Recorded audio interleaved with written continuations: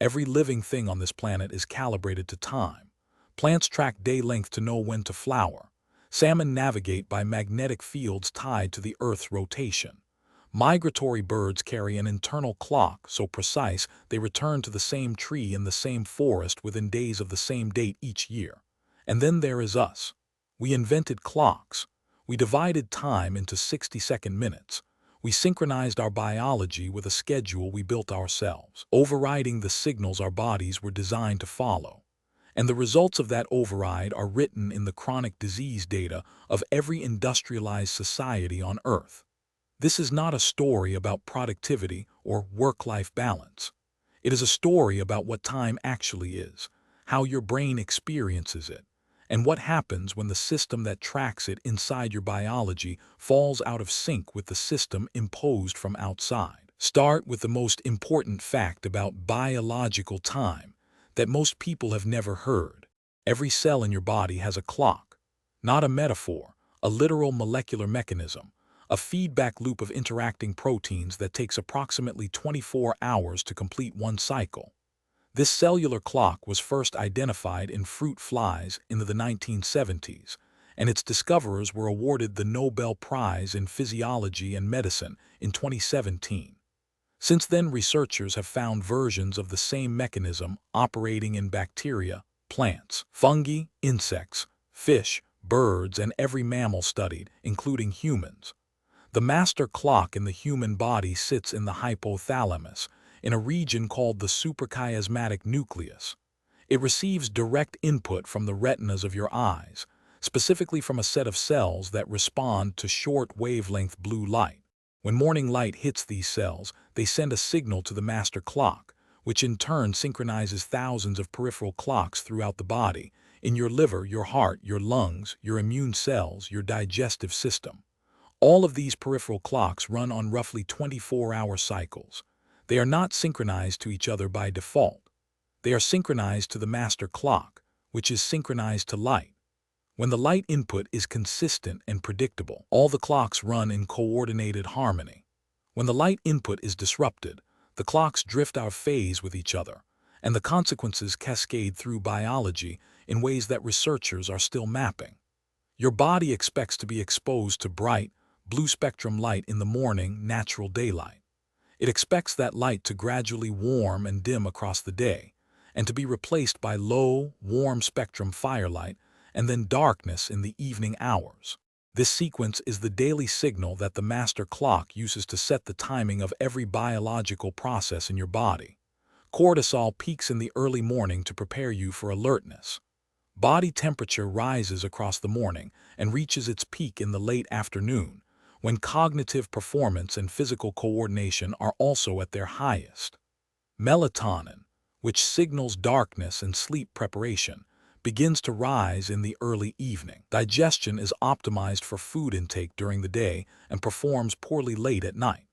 Immune function has its own complex 24-hour schedule, with certain types of immune activity peaking at specific hours. Every one of these processes was calibrated by millions of years of evolution against the predictable pattern of day and night, light and darkness, activity and rest. They assumed the light environment your ancestors lived in, which looked nothing like the environment you are currently in. The light bulb changed almost everything about the light signal reaching the master clock in modern humans, and it did so within roughly 5 generations. Far too fast for any biological adaptation to occur.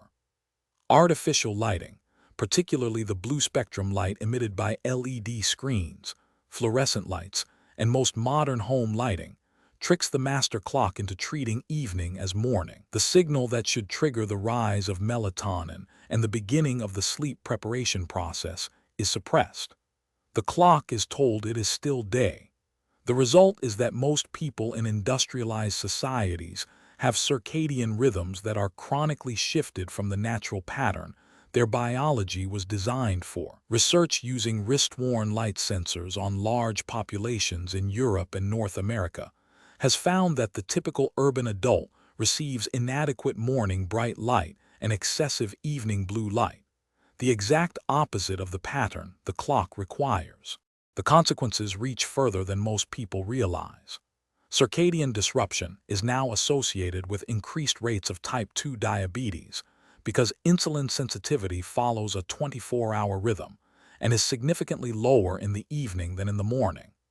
Eating late at night, when the digestive circadian clock is in its rest phase, produces metabolic effects meaningfully worse than eating the same food at midday. The obesity epidemic and the circadian disruption driven by artificial light began on roughly the same timeline. Immune function is also deeply circadian. Certain immune responses are dramatically more effective at specific times of day. Studies of vaccine administration have found that people vaccinated in the morning produce stronger antibody responses than people vaccinated in the afternoon. The timing of surgery has been found to predict outcomes in cardiac procedures because the heart's repair mechanisms run on a schedule. Cancer treatments are more effective when timed to the circadian phase in which tumor cells are most vulnerable. Mental health follows the same pattern. Mood disorders, anxiety, and depression are strongly associated with circadian disruption, not as a secondary effect, but as a core mechanism. The psychiatric medications used to treat bipolar disorder work in part by stabilizing circadian rhythms. Bright light therapy, timed to the morning to reset the master clock, is as effective as medication for certain forms of depression. Sleep disturbance, which both causes and reflects circadian disruption, is present in virtually every serious psychiatric condition. There is something important to understand about what this means. Your biology was not built for the schedule you are running. It was built for a pattern of light, activity, eating, and sleep that is almost completely absent from modern life. This is not a personal failure. It is a structural mismatch between the biology shaped over millions of years and the environment assembled over the past century and a half. The prescription, if you want to call it that, is the same one that would have been obvious to any ancestor who never heard the word circadian. Get outside in the morning light. Eat during the day. Reduce artificial light in the evening. Sleep when it is dark. These are not wellness industry recommendations. They are instructions written in the molecular machinery of every cell in your body, refined across evolutionary time, and being violated on a mass scale by nearly every person reading this. Time is not a grid you impose on your biology. It is a signal your biology has been listening to since long before you existed. What changes when you let it listen again has surprised every researcher who has tested it. You already know how to be in sync with time. Your body has known for millions of years. The question is whether you will let it do the thing it was built to do.